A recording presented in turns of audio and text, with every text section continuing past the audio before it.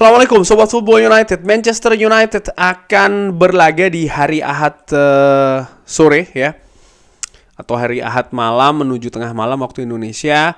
Manchester United akan menjalani laga Premier League pertama di tahun 2024 sebagai bagian dari perjalanan di musim 2023-2024. Manchester United ini memasuki paruh kedua, paruh terakhir musim ini, di mana banyak fans termasuk gua ya mengharapkan Manchester United bisa tancap gas, bahkan gaspol, kalau perlu remblong ya kan. Karena ya Manchester United di papan atas tertinggal sudah lumayan jauh ini, terutama di zona Eropa, sehingga membutuhkan kemenangan demi kemenangan. Nah, terkait pertandingan tersebut, sebelum pertandingan seperti biasa ada konferensi pers, di mana konferensi pers ini terjadi ya tadi itu terlambat. Bahkan Erik ten Hag harus berlari, kata kabarnya demikian ya, untuk datang ke konferensi pers karena memang ada meeting yang harus dilakukan oleh Erik ten Hag sebelumnya, dan waktunya ternyata meeting tersebut lebih panjang dari yang direncanakan sehingga konferensi pers ini tadi telat.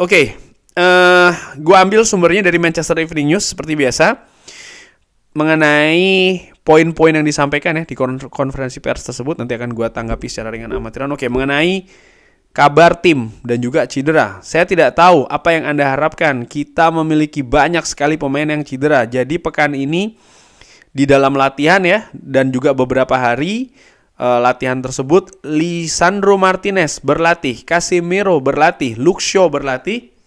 Jadi ada beberapa pemain yang akan kembali. Mereka kembali hadir ke dalam seleksi untuk ditampilkan di hari Ahad. Anthony ya, dan juga Christian Eriksen yang sempat sakit di pekan sebelumnya, dia akan kembali.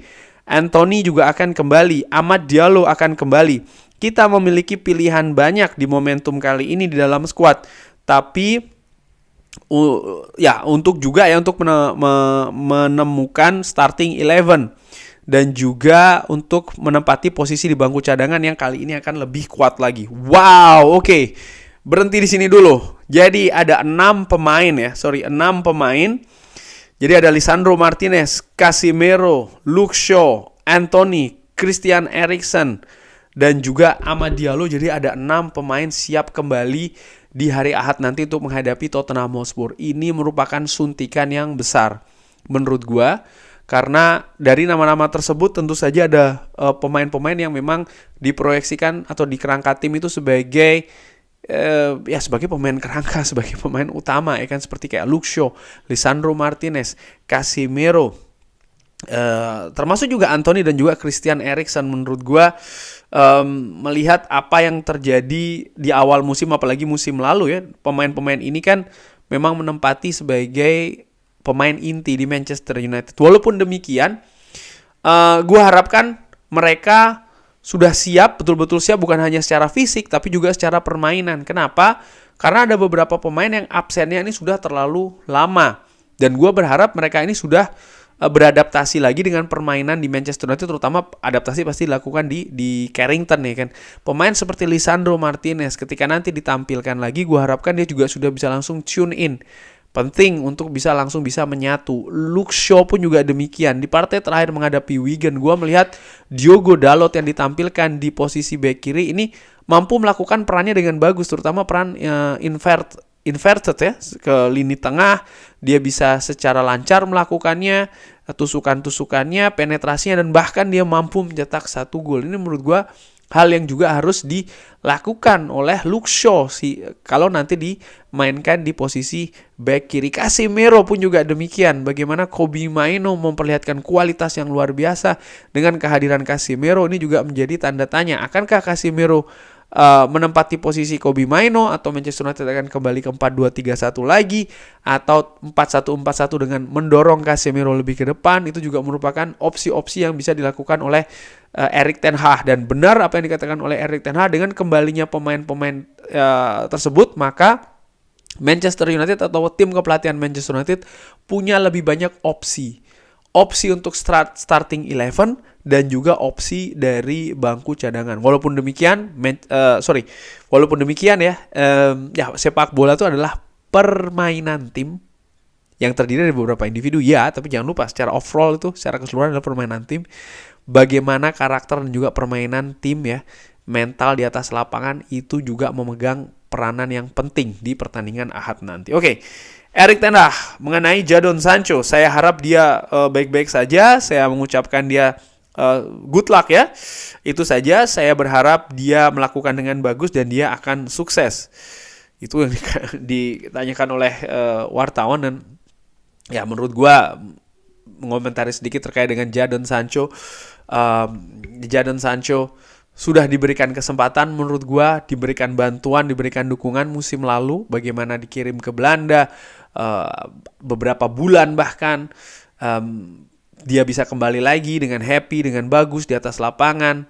Pre-season juga dia diberikan kesempatan yang lebih, bahkan Erik ten Hag memberikan atau tetap, walaupun ada beberapa pemain ya yang posisinya mungkin diplot ke posisinya Jadon Sancho, tapi Jadon Sancho tetap diberikan peran di posisi lain supaya dia tetap bisa bermain di atas lapangan. Tapi ya intinya memang nampaknya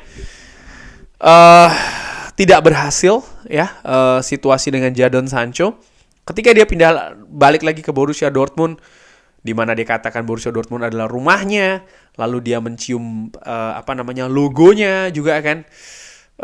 Nampaknya dia happy di Borussia Dortmund, dan bisa jadi dia akan bermain secara bagus atau mungkin akan memberikan kontribusi langsung berupa gol ataupun assist di Borussia Dortmund. Itu hal yang sangat mungkin bisa terjadi ya. Lalu ketika demikian, apakah ada baiknya dia di akhir musim kembali lagi ke Manchester United? Gue pikir tidak ya. Sekali lagi, ini bukan game di mana permainan hanya dilihat dari teknik di atas lapangan saja ya, situasi di atas lapangan saja, nggak demikian. Gue melihat betul bagaimana karakter dari Jadon Sancho ini memang seperti banyak diberitakan ya, dia tidak disiplin, dia tidak jelas.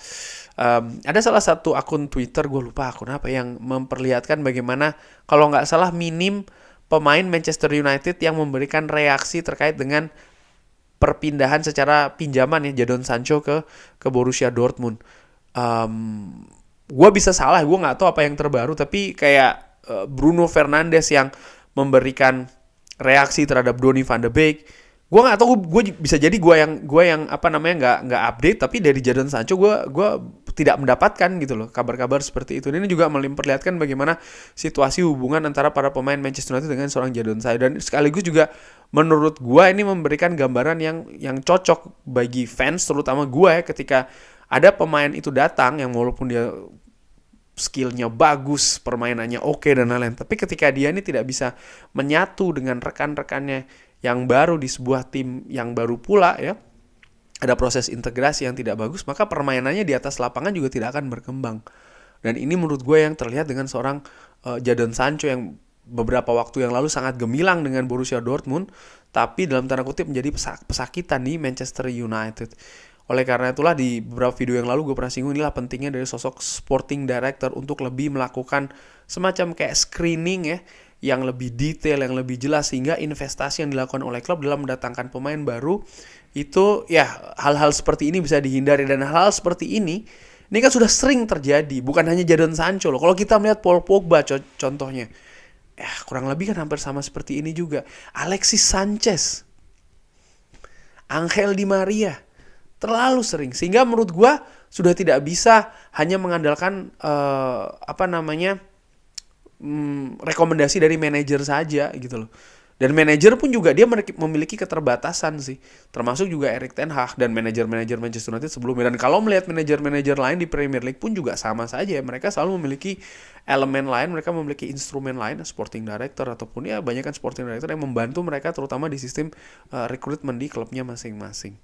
Oke, kembali lagi Erik ten Hag mengenai pemain yang akan kembali. Mereka akan kembali ya lebih awal, dan ketika kita berbicara mengenai kembalinya Lisandro Martinez, Casemiro kembali juga contohnya, mereka ini sudah lama tidak bermain. Mason Mount juga akan kembali, tapi akan ada masih akan sedikit lebih lama.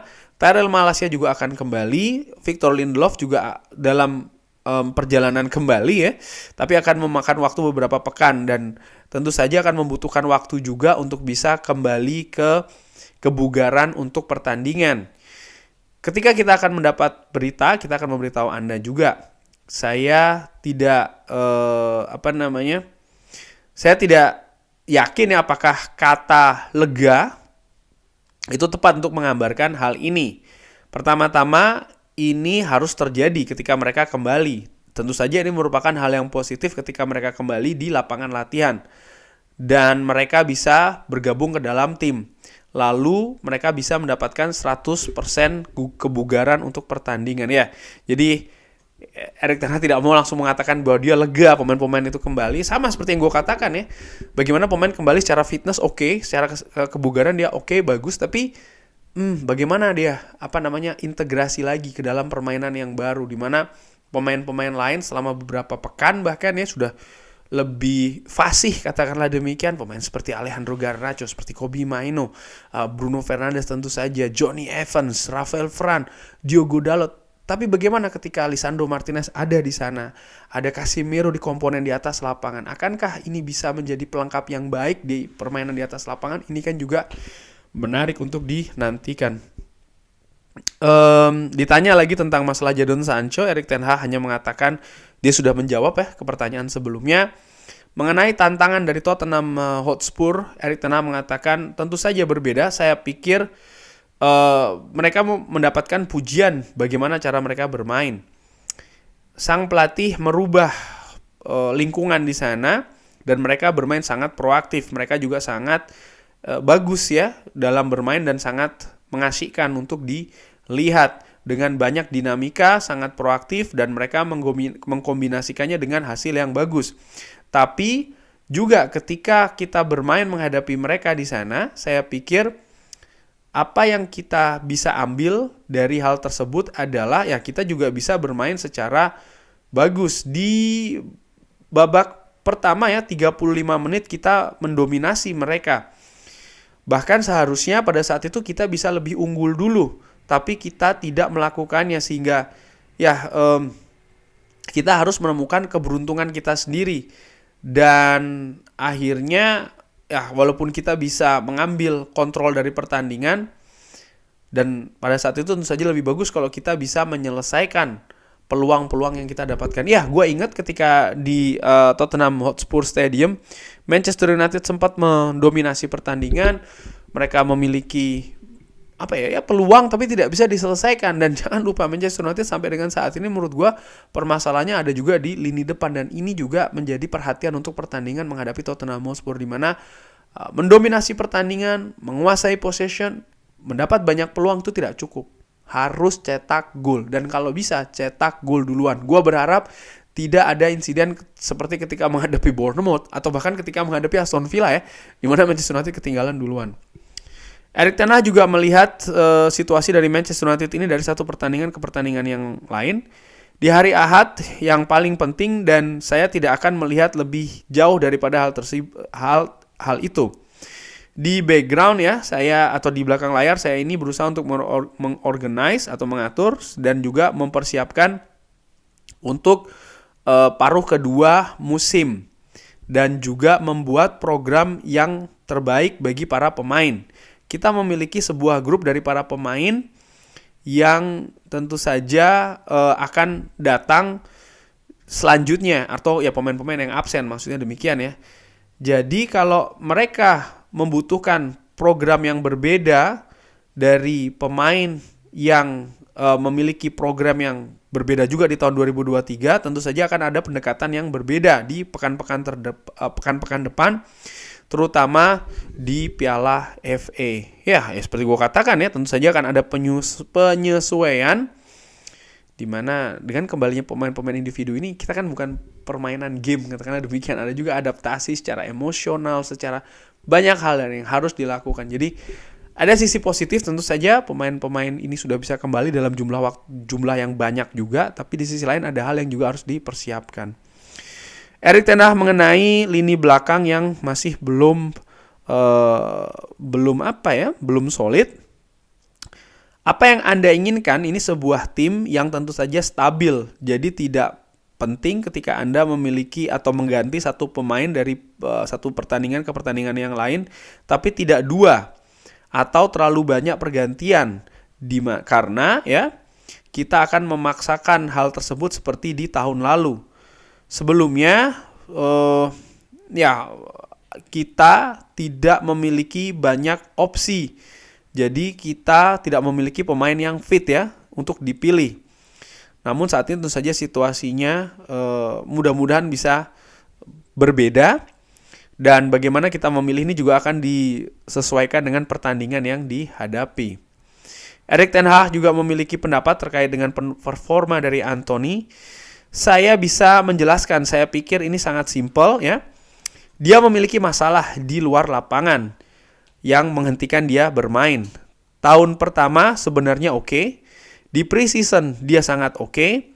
Di 4 pertandingan awal dia sebenarnya bagus. Saya telah melihat pertandingan seperti ketika menghadapi Tottenham Hotspur, di mana dia bermain satu pertandingan yang bagus. Tapi dari momen tersebut dia tidak bermain lagi, dia keluar. Dan ketika dia kembali, dia tidak bisa memberikan performa yang Anda harapkan dari dia, di mana seharusnya dia bisa melakukannya lebih baik lagi. Seperti gua katakan ya. Oke. Sebentar, sebelum gue komentari, Erik ten Hag juga menyambung lagi situasi dengan Antony. Anda menyebutkan tentang Ajax. Saya melihat di sana bagaimana dia bisa bermain secara efektif. Dan produk akhirnya sangat tinggi. Dan juga Champions League sangat tinggi. Dia mampu melakukan hal ini. Key action, key passes, crossing, finishing. Ini sangat tinggi. Dan tentu saja dia harus kembali ke level tersebut. Tapi Premier League ini lebih sulit lagi. Dan seharusnya dia tuh mampu untuk melakukan hal tersebut. Ini tentu saja ada efek dan juga impact dari dirinya. Tentu saja dia harus mengatasi hal tersebut. Karena dia yang menyebabkan hal-hal tersebut. Dia harus bisa tampil lebih baik. Ya seperti gua katakan, Antony yang musim pertama sebenarnya tampil oke, belum stabil tapi masih dalam situasi oke gitu loh. Bagaimana dia di pertandingan awal menghadapi Arsenal, dia mencetak gol sensasional ketika menghadapi Manchester City di Etihad, dan beberapa penampilan juga oke ketika menghadapi Barcelona, dia mencetak gol penentu juga kan. Kalau dilihat dari kontribusi berupa gol, ya itu yang diperlihatkan oleh Antony musim lalu. Bagaimana juga pergerakan yang sangat proaktif, cepat ya, dari menyerang ke bertahan, menyerang. Dia bisa melakukannya menurut gue dalam level yang oke. Musim lalu. Musim ini tentu saja ada harapan dia bisa beradaptasi dengan lebih baik lagi. Di preseason dia sudah menunjukkan ya dia paling tidak levelnya yang sama seperti di musim lalu. Namun sayangnya seperti yang kayak Erik ten Hag katakan, ketika dia masuk ke musim awal di mana dia adaptasi lagi ya, di musim keduanya tentu saja ada kelanjutan dari musim pertama, ada gangguan. Dia harus absen lagi, dan bagi pemain yang bermain di sebuah klub, yang bermain di sebuah kompetisi yang tinggi, absen ini kan berpengaruh ke perkembangan menurut gue. Dan ini juga yang terjadi dengan seorang Antony. Belum lagi sorotan media. Belum lagi ketika dia tampil tidak bagus, tambah lagi ada banyak kritikan. Dan hal seperti ini yang harus diatasi oleh Antony. Bermain di Manchester United ini tentu saja berbeda dengan bermain di tim-tim yang lainnya, di klub-klub yang lainnya, karena tekanan itu sangat besar banget. Sorotan pun juga sangat besar sekali. Terutama bagi Antony yang didatangkan juga dengan rekor transfer yang sangat tinggi dari Ajax. Sehingga menurut gue ya tantangan-tantangan ini yang harus dijawab oleh Antony. Di beberapa pertandingan terakhir menurut gue salah satu penampilan yang bagus dari Antony adalah ketika menghadapi Liverpool di Anfield. Bagaimana Antony ini bisa secara disiplin, dia juga bisa bergerak secara cepat dalam mengawal lini pertahanan Manchester United, dan juga bisa cepat ya dalam bertransisi dari bertahan ke menyerang. Namun dia masih belum bisa secara berterusan, katakanlah demikian, belum bisa secara konsisten penampilan seperti ini di pertandingan-pertandingan langsung lainnya di Manchester United. Sehingga menurut gue ini yang harus diperbaiki. Secara keseluruhan sepakat gue ya, Antony ini masih mengecewakan penampilannya terutama di musim ini. Tapi itu tadi, dia tampil seperti ini kan juga ada beberapa faktornya, dan itu tadi diuraikan. Jadi gue sepakat sih ada faktor-faktor seperti itu, dimana kalau melihat hanya musim ini saja menurut gue tidak fair. Dilihat juga bagaimana musim lalu ketika dia tampil, ya paling tidak dari 3 pertandingan yang gue sebutkan, dan juga ada beberapa pertandingan lainnya yang dimainkan oleh Antony. Hanya saja ya di musim ini dia tidak sebagus daripada musim lalu, dan ini yang harus diperbaiki. Namun demikian Manchester United memiliki opsi lain juga kan di sayap kanan. Ada seorang Alejandro Garnacho yang menurut gue tampil luar biasa ketika ditampilkan di sayap kanan. Dan ini bisa menjadi jawaban menurut gue sampai dengan sejauh ini bagi Manchester United, utamanya di sayap kanan. Akan Alejandro Garnacho dimainkan besok atau Anthony, kita saksikan saja. Terima kasih Sobat Football United sudah menyaksikan. Jangan lupa like, subscribe ya.